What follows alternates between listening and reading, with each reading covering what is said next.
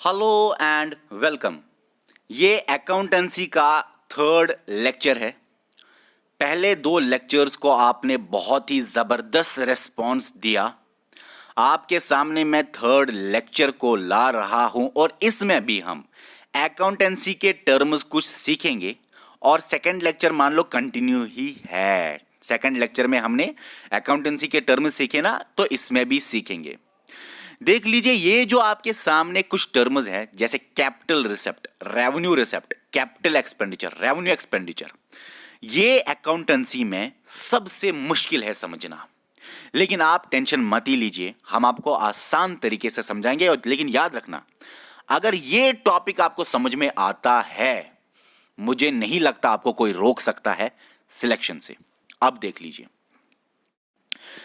सबसे पहले कोई भी बिजनेस है, चलो मेरा ये अपना बिजनेस है, लिखा है मैंने अपना बिजनेस ऊपर। बिजनेस कोई भी हो, चाहे कोई शॉप हो, चाहे कोई इंडस्ट्री हो, चाहे कोई बिजनेस मतलब चाहे कोचिंग सेंटर हो, चाहे किताबों का दुकान, कोई भी बिजनेस है। ओके डन सर, बिजनेस है।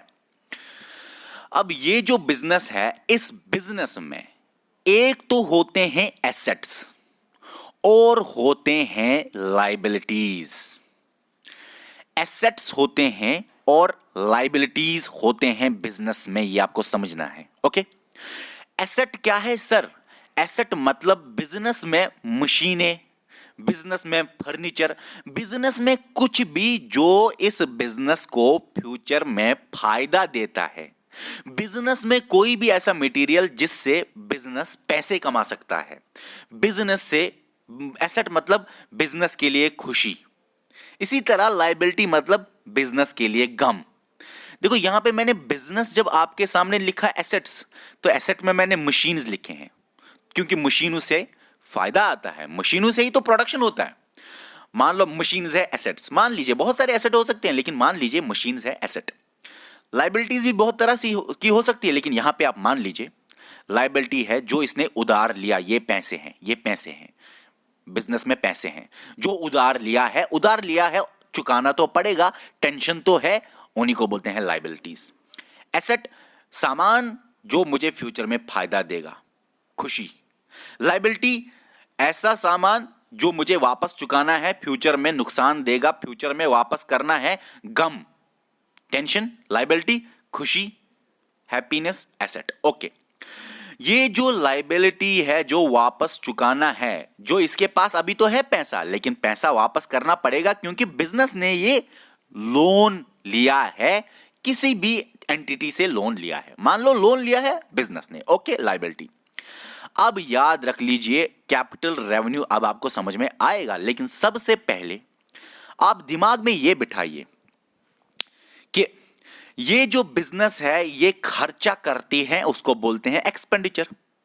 इस बिजनेस में जो पैसा आता है, देखो मैंने एरो लिखे हैं, एरो मतलब पैसा आता है। जो इस बिजनेस में पैसा आता है बाहर से, उसको बोलते हैं रिसेप्ट्स। खर्चे को बोलते हैं एक्सपेंडिचर, पैसे आने को बोलते हैं रिसेप्ट्स। कहां से आएंगे पैसे, कौन कौन खर्चा होगा, उस पे ही आपको पढ़ना है कि खर्चे दो तरह के हैं, कैपिटल एक्सपेंडिचर, रेवेन्यू एक्सपेंडिचर। रिसेप्ट कहां कहां से आएंगे, उस पे आपको दो चीजें पढ़नी है। रिसेप्ट दो तरह का है, कैपिटल रिसेप्ट और रेवेन्यू रिसेप्ट। ठीक है, पहले हम समझेंगे एक्सपेंडिचर वाला पार्ट, फिर हम समझेंगे रिसेप्ट वाला पार्ट। लेकिन समझो इस बात को, दिमाग में इस बात को भरो। अब सबसे मुश्किल बात आने वाली है आपके लिए, देख लीजिए। अब सोचो, आपका बिजनेस है, आपकी कुछ लायबिलिटीज भी है, हां कर्जा लिया है, और आपका कुछ सामान भी है, मशीन्स भी है, एसेट भी है। और अगर आप एक्सपेंडिचर करते हो, खर्चा करते हो, तो आप मुझे खुद बताइए, अगर आप खर्चा करते हो तो आपको क्या लगता है, लायबिलिटी और एसेट्स पे क्या असर पड़ने वाला है?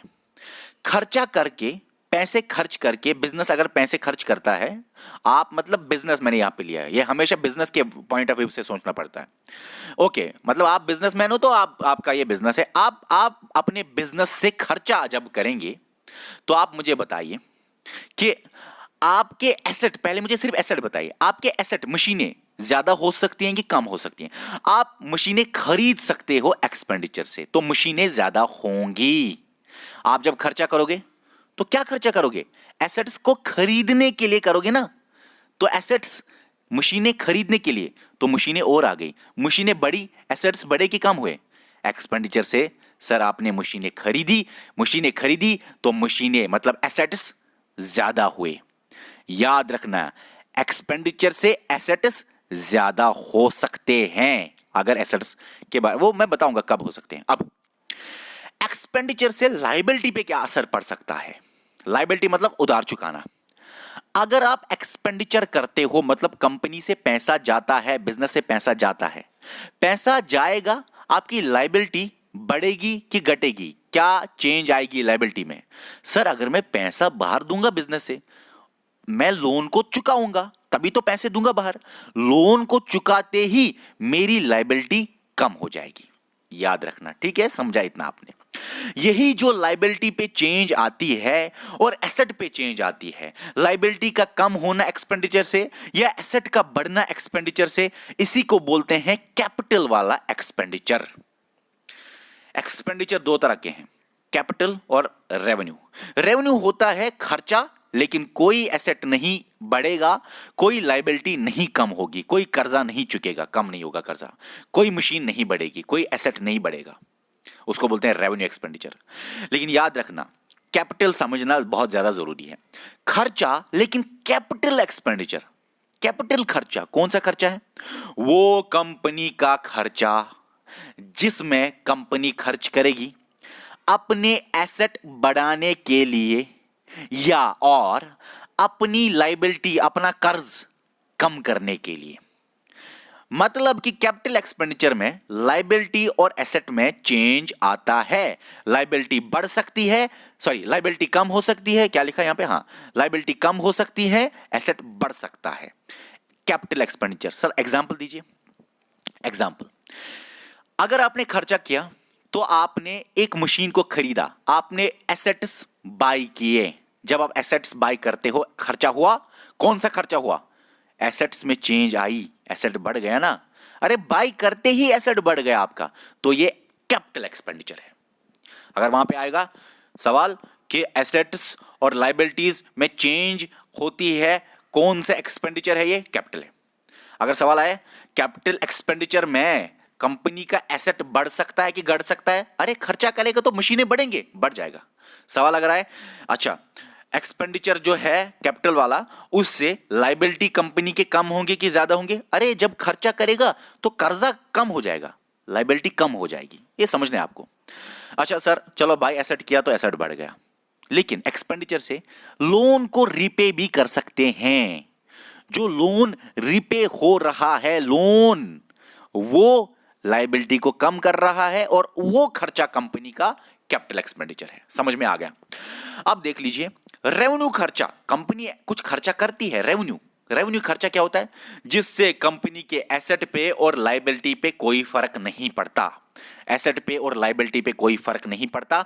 वो खर्चा जो बिजनेस ने किया, कंपनी ने किया, उस खर्चे को बोलते हैं रेवेन्यू वाला खर्चा, एक्सपेंडिचर। ओके, अब जो ये रेवेन्यू एक्सपेंडिचर है, ये क्या हो सकता है? एग्जांपल, मान लो इस बिजनेस ने पार्टी कर ली, खाया कुछ, पिया कुछ, इलेक्ट्रिसिटी बिल, कोई एसेट और लायबिलिटी से चेंज नहीं आई, बस खर्चा हो गया। या फॉर एग्जांपल वेजेस या रेंट दिया। फॉर एग्जांपल लैंड लॉर्ड को रेंट दिया, जिस लैंड पे ये कंपनी है उसको रेंट दिया, या जिसका ये बिल्डिंग है उसको रेंट दिया, या जो लोग इधर काम कर रहे हैं उनको वेजेस दिए। अब आपके दिमाग में हो सकता है सवाल भाई, क्योंकि आप बहुत ज्यादा काबिल हो, आपके दिमाग में हो सकता है सर अरे रेंट दिया, ये तो इसके ऊपर लायबिलिटी थी, उसको तो करना था, चुकाना था। सर वेजेस दिए, इसके ऊपर तो लायबिलिटी थी, उसको ये चुकाना था। अरे नहीं, याद रखना, याद रखना, याद रखना। जो मजदूर ने काम किया वो कंपनी के अंदर काम किया, कंपनी के रिलेटेड काम किया मजदूरों ने, और उनको मिला वेजेस, ये उनका अपना हक है। ठीक है? जो लैंड यहां पे है जिसको रेंट देना पड़ेगा बिजनेस को, वो लैंड इस बिजनेस सेटअप का पार्ट है, वो हक है उस लैंडलॉर्ड का रेंट लेना। ठीक है? तो अंदरूनी जो बातें हैं ये लायबिलिटी नहीं मानी जाती है।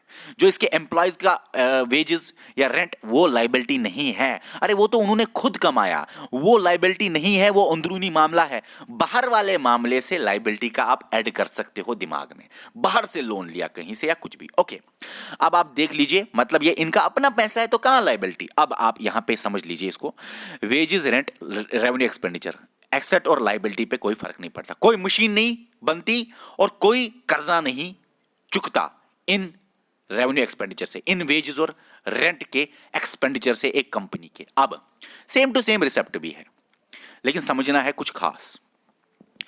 पैसे आ रहे हैं तो आपके दिमाग में होना चाहिए, अगर पैसे आएंगे तो मेरा एसेट, मेरे मशीनें बढ़ सकते हैं कि घट सकते हैं। आपके कंपनी में पैसे आएंगे, आपकी मशीनें बढ़ सकते हैं कि घट सकते हैं। दिमाग लड़ाओ, आप लड़ाए ना, बात जानो, बात को जानो।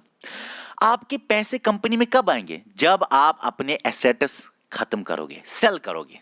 यहां पे बाय नहीं, आपने सेल किया, एक एसेट को सेल किया, तभी तो पैसा आएगा, रिसेप्ट। दूसरे एसेट को भी सेल किया, आप यहां पे सेल करो, तभी तो पैसा आएगा, रिसेप्ट। तो आपके एसेट कम हो रहे हैं रिसेप्ट से, क्या आपके एसेट बढ़ रहे हैं? सर, हम तो एसेट को कम करते हैं क्योंकि खत्म सेल करते हैं, तभी तो पैसा आएगा। जब आप किसी को ये भेजोगे एसेट, तभी तो आपको पैसे आएंगे। सर, एसेट कम हो रहे हैं। अरे गुड, वेरी, बहुत जबरदस्त बात आपने कही, एसेट कम हो रहे हैं रिसेप्ट से, जब पैसा आएगा। अच्छा, लायबिलिटी और पैसा आने से क्या क्या क्या रिलेशन है? दिमाग लड़ाओ। पैसा आएगा तो आपका कर्जा चुकेगा कि बढ़ेगा, क्या चांस है? दिमाग लड़ाइए। आप पैसा लाते हो, तो आपको क्या लगता है, आप लोन, मतलब आपके पैसे जो है, लायबिलिटी जो है ना, वो बढ़ेगी कि घटेगी?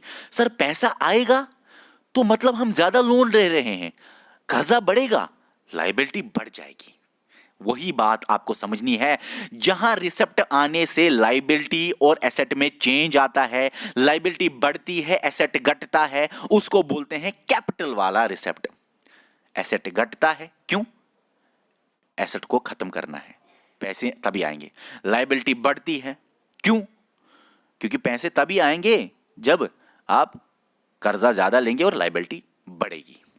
ओके सर, तो याद रखना, अगर आपने सेल किया, इस बिजनेस से सेल किया एसेट, पैसे तो आ गए, रिसेप्ट, लेकिन एसेट कम हुआ ना आपका, तो ये कैपिटल रिसेप्ट है। अगर आपने और लोन लिया, बोरोइंग की, और लोन लिया, पैसे तो आ गए बोरोइंग से, लेकिन लायबिलिटी आपको क्या लगता है? अरे कर्ज ज्यादा हो गया ना, टेंशन ज्यादा हुआ, लायबिलिटी चुकाना पड़ेगा, ये पैसा चुकाना पड़ेगा, लायबिलिटी बढ़ गई बोरोइंग से। जब पैसे बोरो करते हैं या अपने एसेट का खरीदारी करते हैं, मतलब सेल करते हैं, तो जो पैसे आते हैं उन पैसों को बोलते हैं रिसेप्ट्स, मगर कैपिटल रिसेप्ट्स। रेवेन्यू रिसेप्ट्स क्या होता है? वो पैसों का आना जिसकी वजह से एसेट और लायबिलिटी पे फर्क नहीं पड़ता है, उनको बोलते हैं रेवेन्यू। सेम टू सेम यहां पे भी था रेवेन्यू, कोई फर्क नहीं पड़ता एसेट और लायबिलिटी पे।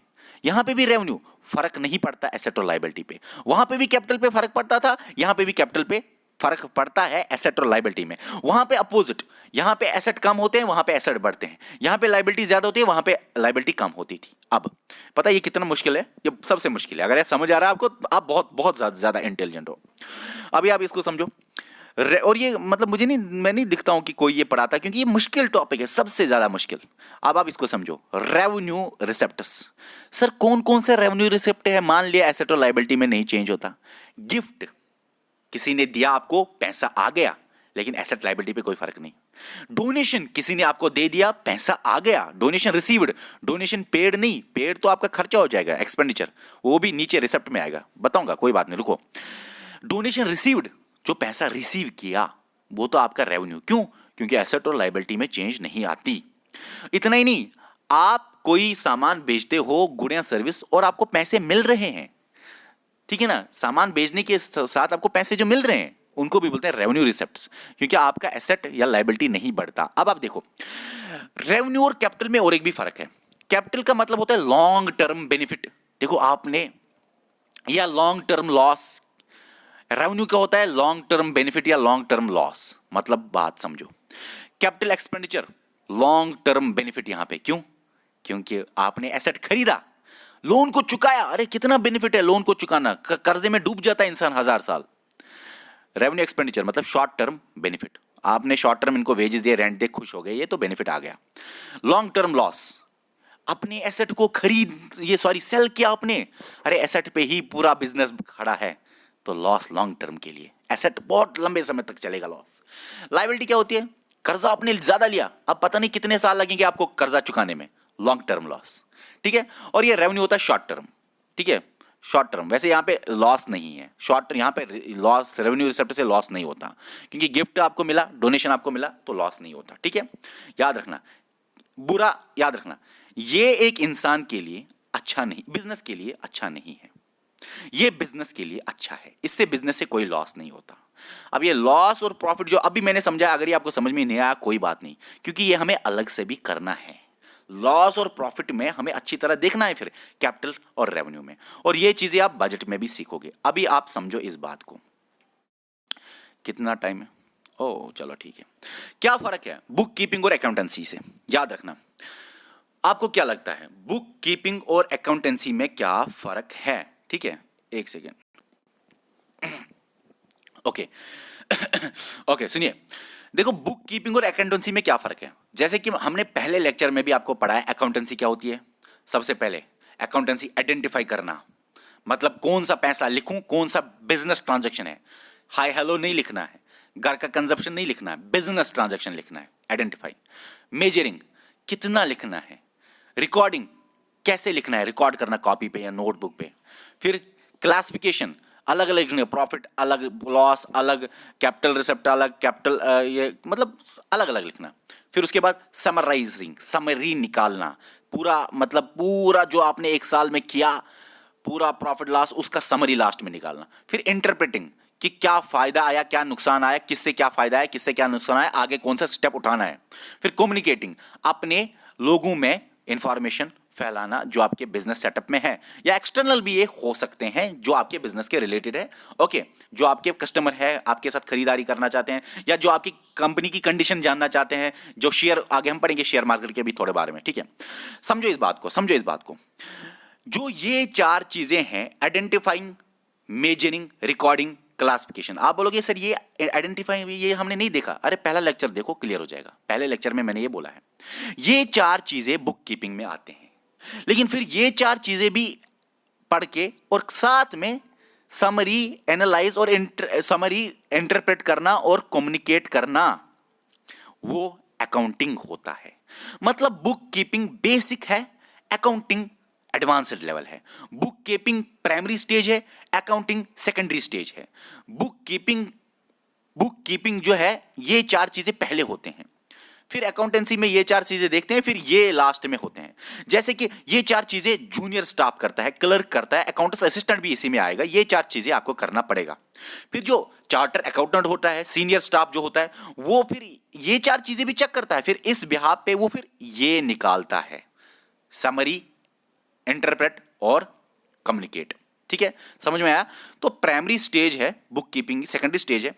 देखो बुक कीपिंग का जो ये आउटपुट है ना इसका, वो इसके लिए इनपुट बन जाता है, क्योंकि अकाउंटेंसी में ये निकालना पड़ता है। बुक कीपिंग का जो ये है ना, ये आउटपुट है बुक कीपिंग का, ये इनपुट बन जाता है अकाउंटेंसी का। तो अकाउंटेंसी बेस्ड है बुक कीपिंग पे ही। बुक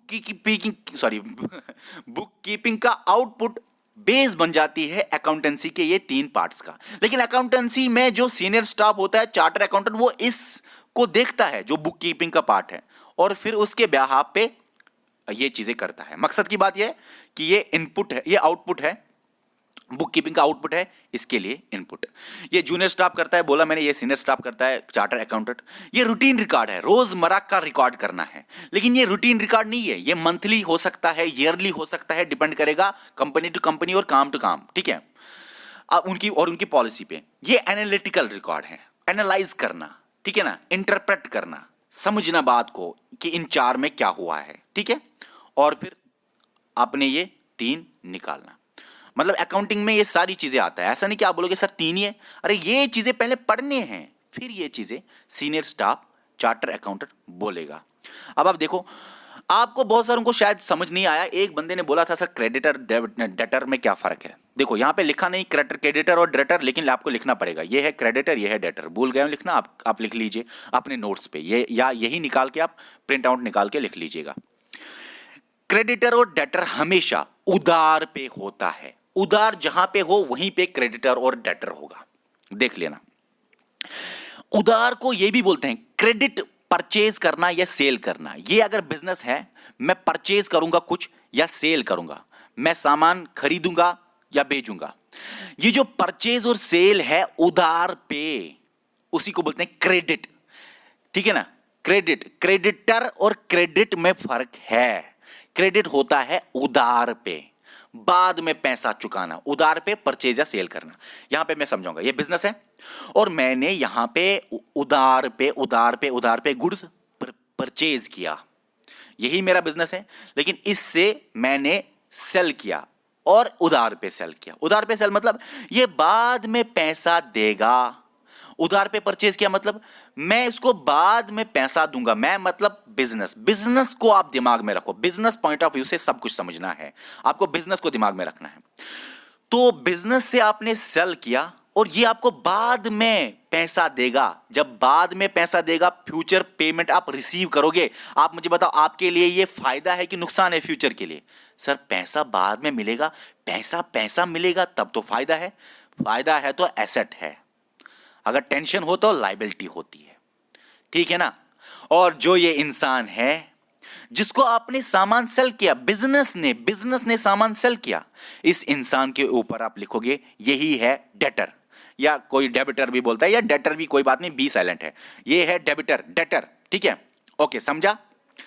अब क्रेडिटर कौन है इस बिजनेस के हिसाब से? क्रेडिटर कौन है? ये डेटर है इस बिजनेस के मुकाबले में, समझना। अब यही बिजनेस किसी से गुड़ उधार पे लेगा, परचेज करेगा, बाद में पैसा देगा, फ्यूचर पेमेंट पे करेगा, रिसीव नहीं करेगा। अभी ये रिसीव नहीं करेगा बिजनेस अब पे करेगा क्योंकि इसने गुड ले लिया।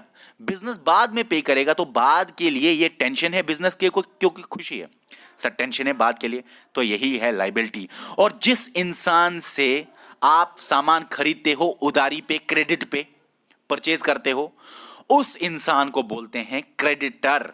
ये इस बिजनेस के लिए क्रेडिटर है। अब लास्ट में समझना, जो आपने ऊपर समझा ना, रिसेप्ट और एक्सपेंडिचर। रिसेप्ट के दो टाइप्स, कैपिटल रिसेप्ट और रेवेन्यू रिसेप्ट। एक्सपेंडिचर के दो टाइप्स, कैपिटल एक्सपेंडिचर और रेवेन्यू एक्सपेंडिचर, जो आपने ऊपर सीखा, वो एक्चुअली बजट के दो पार्ट्स हैं। अगर आपको कोई बोलेगा ना गवर्नमेंट बजट का चार्ट दीजिए, स्ट्रक्चर दीजिए, स्ट्रक्चर ये है। बजट में दो चीजें होती हैं गवर्नमेंट के बजट में, जिसको बोलते हैं एनुअल फाइनेंशियल स्टेटमेंट भी। उसमें दो चीजें होती हैं, पैसा आना, रिसेप्ट्स, पैसा जाना, वही तो बजट है। कितना पैसा आएगा, रिसेप्ट्स, कितना खर्चा होगा, एक्सपेंडिचर। रिसेप्ट्स दो तरह के होते हैं, कैपिटल और रेवेन्यू। एक्सपेंडिचर दो तरह के होते हैं, कैपिटल एक्सपेंडिचर और रेवेन्यू एक्सपेंडिचर। ये बजट और ये कैपिटल रेवेन्यू आपको फिर से देखने को मिलेगा इकोनॉमी में, क्योंकि बजट वहां पे आपको पढ़ना है। आपको कोई भी बात कहनी हो नीचे कमेंट में कर लीजिए। Okay, bye.